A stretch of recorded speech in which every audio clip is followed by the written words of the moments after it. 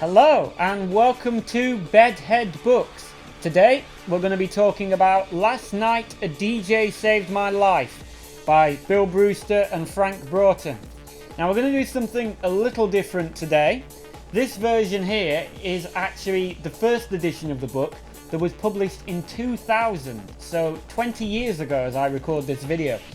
And what I have here is the 2014 edition, been revised, updated, new chapters and sections, so we're going to do a little bit of a comparison between these two volumes. So I first came across this book in the library of the college that I work at, and I decided I was going to check it out, and this stoked my interest enough for me to check out the 2014 edition, and so I did.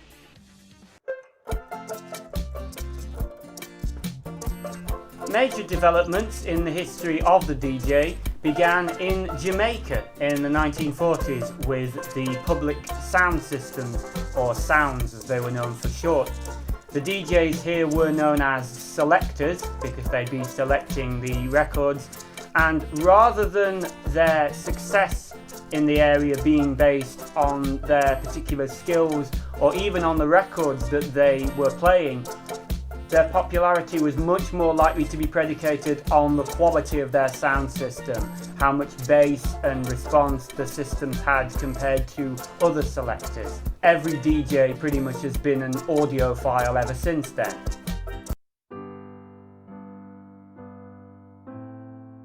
And from that point onwards, the book goes to talk about radio, and this is kind of where we get one of the most longest standing criticisms of DJs coming to the surface, is that when the DJ first emerged, the way that you experience music would be to see an orchestra or a big band perform live.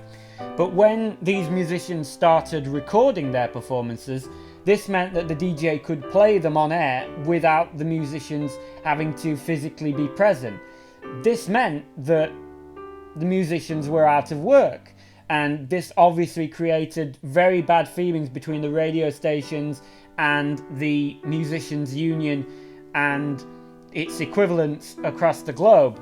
And now obviously we can't hold the DJ solely responsible for this. It was the growth of the record industry itself and gramophone technology and people realizing that they could stay at home if they wanted to hear music. The DJ was merely the public figure, the public face or voice. And the reason I say it's a long-standing criticism, because working at the college I work at, I have known some kids coming on like open days and so forth who have been critical of DJs, of our DJ students, and saying that, you know, it's just playing other people's songs, it's just samples, they're not actually making their own music. This is an attitude that I may have had myself when I was like 16 or 17. I totally appreciate now the musicality of the DJ's role, so their ability to blend songs together has to come from an understanding of rhythm and tempo. It also has to come from an understanding of pitch by, you know, matching up songs that are in the same key.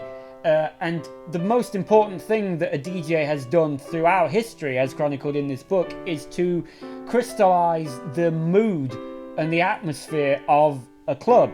And so they can create that atmosphere themselves with the records they play. And obviously when physical vinyl records were the currency of DJs, they would have to have a limited supply, and so they would have to use those to their best advantage. To be able to observe a room and be able to tell what song to play is a very specialist skill that I think a lot of us really don't have and we take for granted.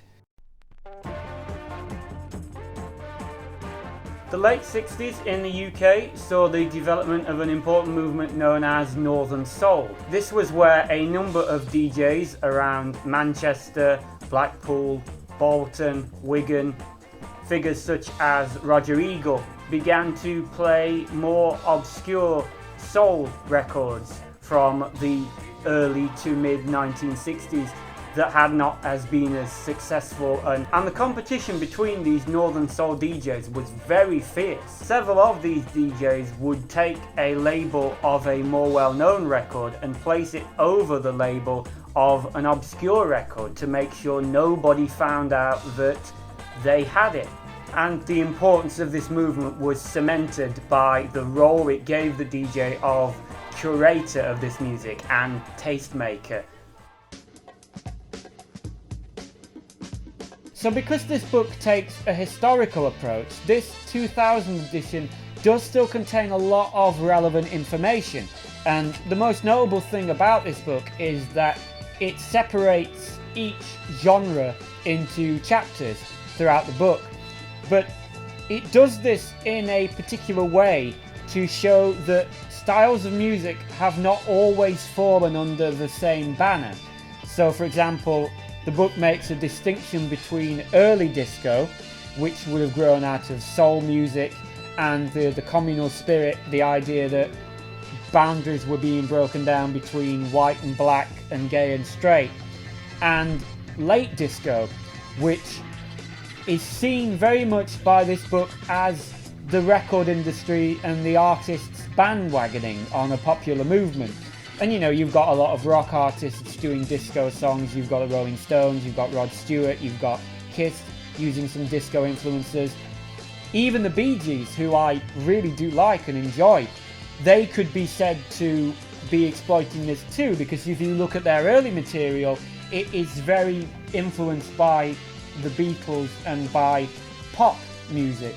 So that does bring forth the question of how much of this is a genuine evolution and how much of this is just reacting to the times and doing what everyone else is doing. Distinctions are also made between house and acid house and techno and all of these genres being split up. This does show that each genre had its exclusivity, had its particular audience it would appeal to. So, you know, just because you would like early disco doesn't mean you would like late disco.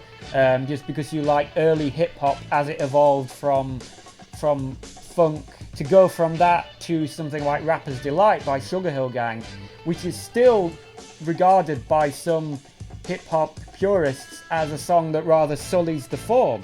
And you look at how things are today in music, and although it's obviously fantastic to be able to enjoy loads of different genres of music, it does provoke the argument that is often levelled at popular music, which is that a lot of songs seem to try to be everything, to combine together genres, and thus end up being nothing. Something that you could listen to and enjoy, but not something that you could quite define yourself by, as in the days of acid house.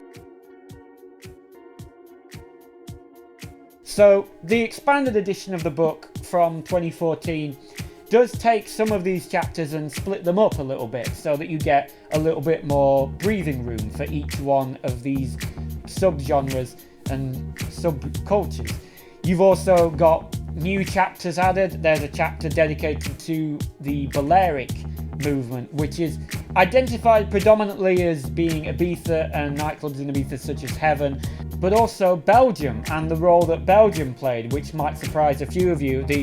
The thing that the Belgian DJs have been credited with here is of slowing down the tempo of a lot of their records, and this would mean that it had a heavier, weightier, darker quality, which was obviously more in line with what the European audiences wanted. As I say, the influence of the UK is accentuated with a chapter dedicated to acid house and also a chapter dedicated to UK garage and grime.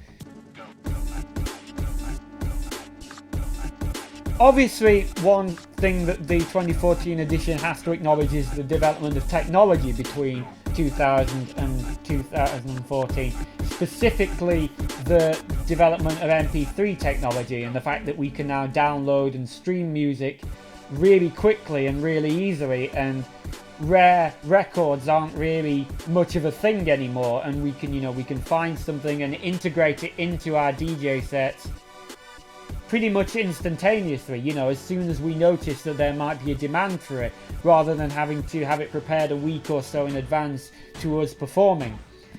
Social networking, of course, has obviously meant, you know, streaming and greater opportunities for getting music out there. That goes without saying. The software such as Serato DJ, Record Box, all these various platforms of creating and editing that DJs now have access to. The hardware themselves, like such as the Pioneer CDJs, aren't really given much of a look in, which is probably reflective of how hardware now plays a much smaller role than software. So if you are thinking of going out and buying a copy of this book, I obviously would suggest that you buy the 2014 edition, as it is more expanded. But the presence of the 2014 edition does not necessarily make the 2000 edition obsolete, rather like how a remastered record doesn't completely negate the need for the original. You can still get quite a bit out of this 2000 original, and if you're like me and you have ready access to this version, reading it will probably whet your appetite for the more expanded version. So I'm going to grade these books together. I'm not going to grade them separately. I'm going to give Last Night a DJ Saved My Life a 7 out of 10. Thank you very much for watching, and remember, you can teach an old book new tricks. Last night a DJ saved my life. Last night a DJ saved my life from a broken heart. Last night a DJ saved my life. Last night a DJ saved my life with a song.